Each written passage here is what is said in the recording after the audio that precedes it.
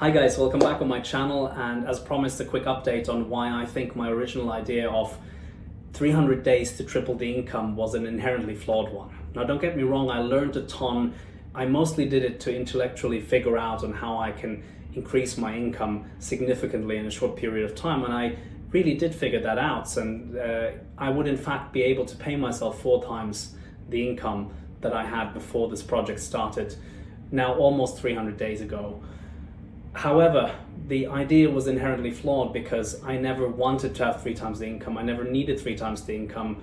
The only things that I really like spending on, I want to spend a bit more on, is things like travel. I want to travel in as much comfort as I can, so I'm as good at what I do as I can be when I arrive at my destination. Some of my flights are really long. I'm off to Nairobi soon. That's a 10.5 hour flight. I'll be working the moment I land, so I want to do that in comfort. The other things that I spend on are, well, the 3 big ones for anyone: sleep, nutrition, and exercise. So I want to do that in comfort. I want to go to the best gyms, I want to eat well, and I want to sleep well. And so, but that doesn't cost the world, and I already had the income to do that anyway. So what did I need more income for? I actually didn't. I just wanted to figure it out.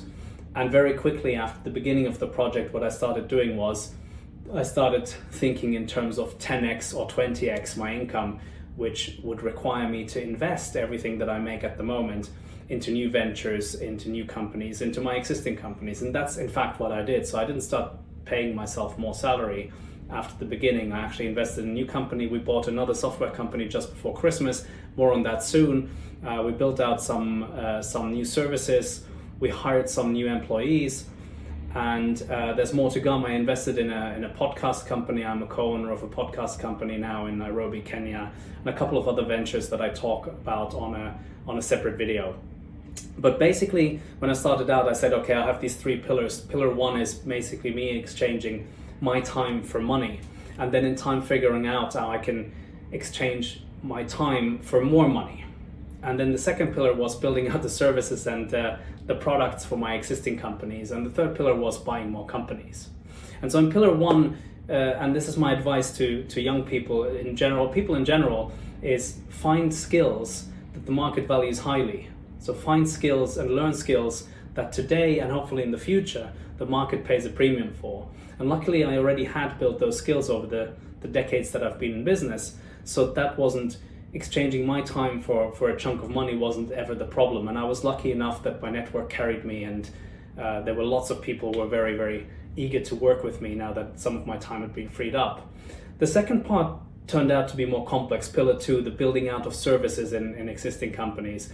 That takes a lot of time, and in some cases it took more time than I appreciated, because you need to build the standard operating procedures, you need to build the processes, and then you need to hire people into them. Otherwise you'll just be exchanging your time for money in a different context. And some of that you need to invest in first, so you need to hire the people and train the people up first. And of course, with the situation with me starting with 0 cash, that wasn't possible. It has hence become possible. In fact, some of the money that I made for exchange in pillar 1 for exchanging my time for money, I've reinvested into time, into more people in my organization, which has been great. And then, as I said, pillar 3, buying another software company. So we've grown by basically 50% in our software space here in the UK last year, or by the end of last year, I should say. So that's been great. But the big problem with my initial idea was that it was all about tripling my income, which it was never about.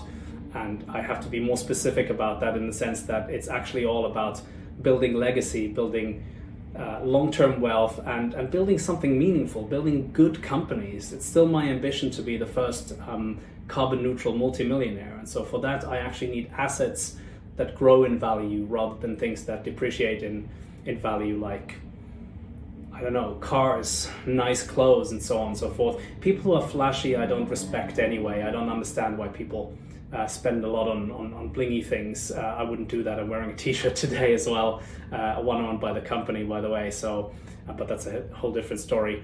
So my quest for the next 300 days after the first initial ones is find ways to reinvest everything I make into assets that will actually grow something something beautiful, something wonderful that will employ people, that will give people an opportunity together with me, and to give me an opportunity to really expand my empire. So thanks for following my journey so far. More videos coming up. I'll be talking about the companies that we acquired. I'll be talking about the plans for this year. I'll be talking about the podcast, and I'll be talking about the TV show that I was on called What's Your Story in Kenya, and what we're going to do there next, hopefully. Talk to you soon.